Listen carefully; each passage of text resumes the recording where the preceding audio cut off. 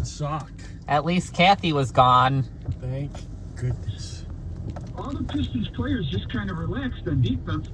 Orlando dunked or laid up, and I was thinking, well, there must have been a whistle. There wasn't. They were just standing around. It was unbelievable.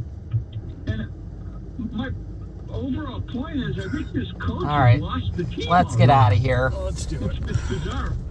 And either that or maybe he doesn't, maybe, like I kind of felt like with Steve Mariucci, I honestly felt he wanted to get fired and just go home with $5 million a year for 5 years or whatever it was. Right. I'm thinking this coach just wants to go home and get paid. Well, I can tell you for a fact just now with Mariucci, that wasn't the case. He never coached again after that and very much wanted to stay the Lions coach. But there is a similarity between Mariucci Now off and to Kroger. And that is they were the hot commodity. Once we get to Hensel, you'll have your turn signal on with your ring. And when they got to Detroit, what they did in their other stops, which wasn't winning championships, but looking like a coach that's headed up toward that, hasn't worked. So whatever Monty Williams is selling his team, they're not buying. So the Pistons, or Monty Williams is going to be their coach for a while. It would be sacrilegious if they fired him after, a certain amount of games, and he's got that team. Turn blinker on with your ring. What would happen more likely, is that Troy Weaver would be burned out. Because, I pointed this out at the beginning of the show. Paulo Banchero, Franz Wagner, Jalen Suggs, Cole Anthony, they're all 23 or younger. And 3 of them are 22 or younger. They drafted better than the Pistons and have developed their players better than the Pistons. They've had similar draft capital, Ultimately, it does come down to talent, but they looked like they were not hustling. They weren't just basically hustling. I was lucky that I didn't suck. I don't know if he wanted to coach anymore. Like I was at cornhole. He didn't want it. He didn't want that. He was. Why would the Lions would keep throwing, like on 3rd and 7, they would keep throwing 4-yard passes. That was with Mariucci. They're constantly throwing underneath the coverage. Well, that was a while ago, but I'll explain it to you. Steve Mariucci did not think Joey Harrington was a very good quarterback, and Matt Millen had taken Joey Harrington 3rd overall. Where's your phone? So eventually they got Jeff Garcia, who Mariucci had worked with in San Francisco. And Mariucci thought that Garcia was the quarterback who could win games for him. But Mariucci had a problem. His problem was the 4th preseason game. And Harrington was going to start. It was an organizational decision. And he played Garcia in the 4th exhibition game, and he broke his leg and missed half the season. And then when he came back, he wasn't quite the same. And by then, everything had fallen apart. But I'm just saying that there are... No, he had James Stewart carry the ball in the 4th exhibition game like 10 times. And on the 10th one, he injured his shoulder. That was another... Yep, told her we just left Kathy's and now heading to the grocery store. Guaranteed contracts. Yes. And I hate to say it, but I think it's rare, but there are times when they just want to get paid. Go home and get paid. What the Pistons are doing, I'm blown away at the lack of intensity, the lack of hustle. What I saw last night was crazy. It was bizarre. Well, let me ask you this, Andy. Is it possible, and I think it is, that Monty Williams looked at his team and said, look, man, this is not going to work. These guys aren't that good. And, he has looked at this and made that determination. I mean, he was starting Killian Hayes over Ivy. Obviously, he doesn't think Jaden Ivey's going to be that good in the NBA. Beef Stew, they signed him to a long-term contract, but he's had a bad year, I think. Yeah, he plateaued, yeah. Yeah, I don't know. He just hasn't made any progress. You look, who would you keep on that team? Who's must keep on that team?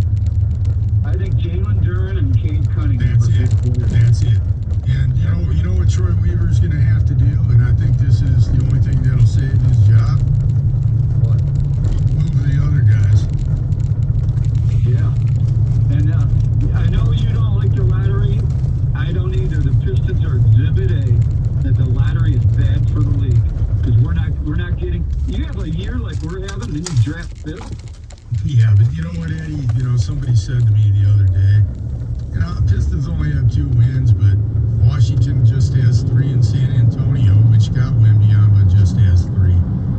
So, you know. Start, but you get a player like Wembanyama, that's a start. All right, well, if you get Wembanyama and you tether him to Cade Cunningham, you know, and you know, have Jalen Duren, then you can maybe, you know, have something. You got some pieces. But that's a team that's a collection of athletes and not a basketball team.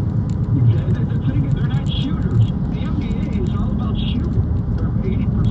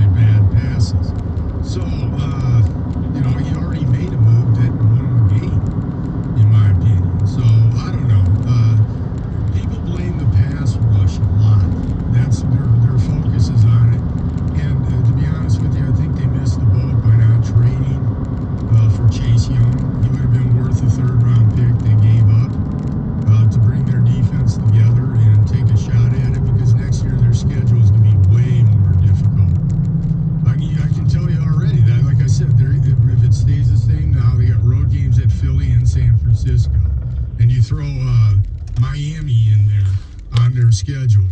And it's more difficult, the landscape that they have to play. They got instead of the South, they've got the NFC West. And so it's not an easy schedule next year. It's a pretty workable schedule this year. So, but their secondary is their problem. They can't cover. They don't have cover guys. Their safeties are not either one of them. Kirby Joseph is not having a good year. You know, he's picked off a couple passes, but he's not. He's been exploited. They exploit Tracy Walker. Yeah, he's solid. But he's not Jalen Ramsey either, but he's solid. Okay, he's solid. Jacobs is, in a little over his head. You got to admire his story. But they get up against the team that's got receiver. Like, if they play against Philly, all right, and you've got Goddard's back now. You got Devonta Smith, A.J. Brown. All right? And on top of it, Swift's a pretty good receiver coming out of the backfield. What's going to happen? They play San Francisco. They got Deebo Samuel, a Nook, and their tight end Kittle is one of the best in the game. And they got Christian McCaffrey coming out of the backfield. Those aren't good matchups for them. They're not. Their personnel is not good enough. They haven't gotten enough in the secondary. Who have they drafted? For these draft picks that they've had, that has actually contributed in the secondary, other than Joseph, who is struggling. The first third round pick they got in, the first pick they used in Ifamwa, they used the Rams pick they got from Stafford in the third round to take him. He's played a little bit, but not exactly stellar. Well, in fairness to Brad Holmes, he did address it during free agency with a couple of really good signings, Emmanuel Mosley and Gardner Johnson. But Mosley, that was pretty late in the year that he had that knee surgery, and that's why they send him out there. And for some reason, he loves ACL guys and thinks they're going to come back.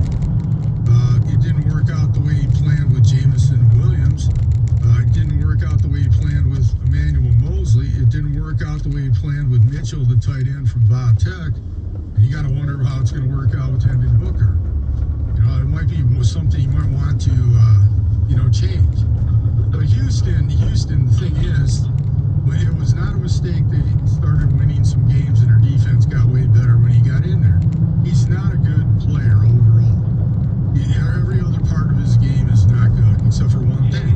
He's not pass rush, but he's definitely not good on run support. He is not a good pass rusher. He's a great pass rusher. All right? I mean, they can't block him because he's got this move that they can't connect with the guy.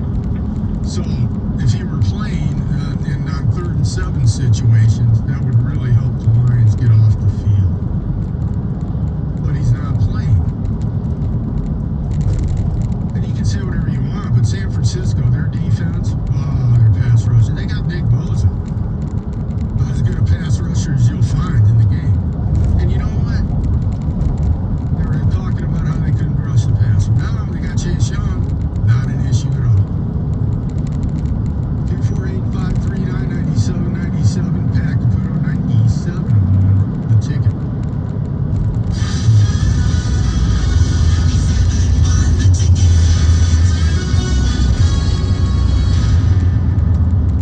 As the weather gets colder, the NFL offers stay hot on FanDuel. Right now, new customers get $150 in bonus bets with any winning $5 money line bet. That's $150 if Thinking your of team going wins. to the If grocery you're store thinking tomorrow about joining morning instead of- FanDuel, Yeah, it's a no good better time to idea. get in on the action. The app's so easy to use. I got a feeling it's Wide gonna be range of busy. betting options, over-unders, player props, who will score the first touchdown, all sorts of fun stuff. Visit So we'll just take Oxbow Lake Road to Cooley. FanDuel, official partner of the NFL and the official partner of 97.1 The Ticket.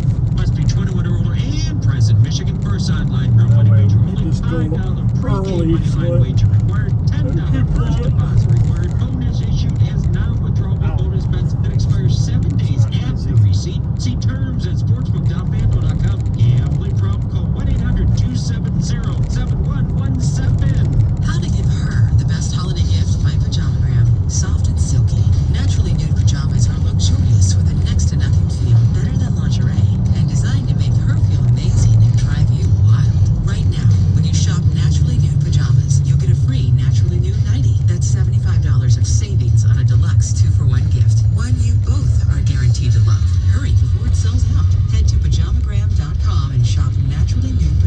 Just don't forget to tell them 97.1 The Ticket sent you.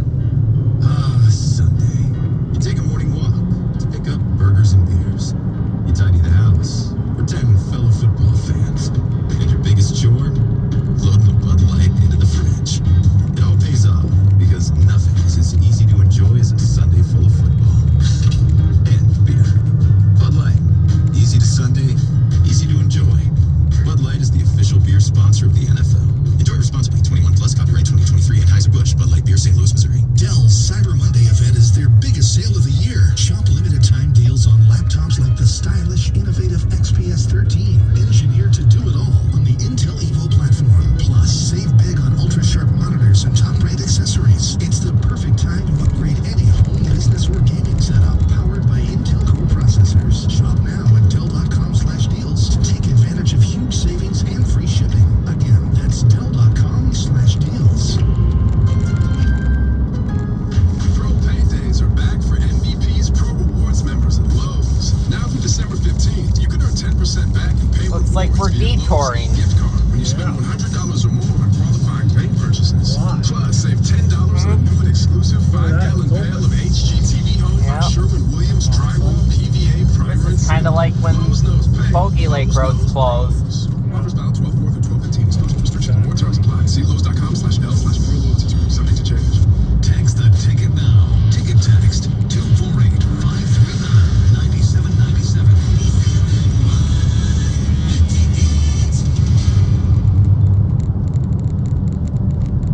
Car back to throw. Car looking. Gonna get hit. Gonna go down. Sack back inside the 20-yard line. Bruce Irvin got him. Welcome to Detroit, man. Welcome to Detroit.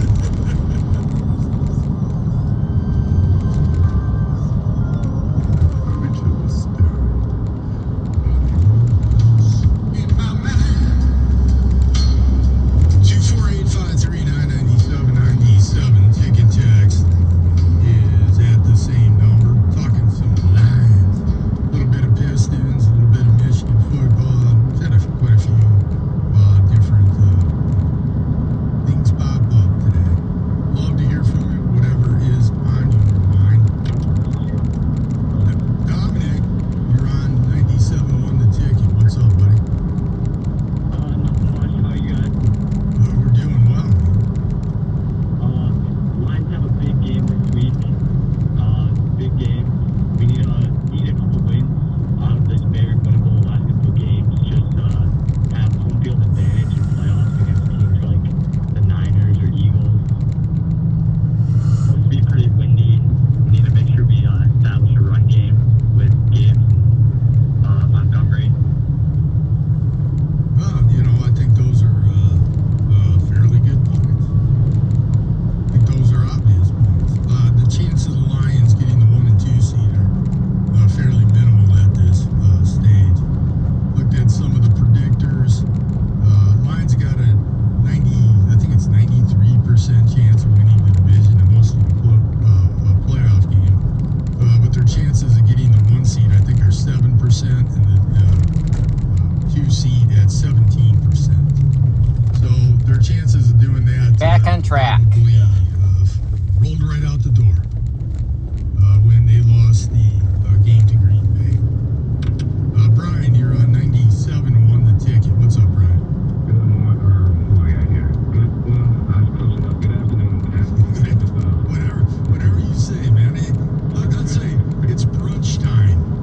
Yeah, it was brunch time. But one thing I can say about today is that man, it's like what, almost 50 degrees or better or something like that. I can accept that tomorrow. We bring that every winter.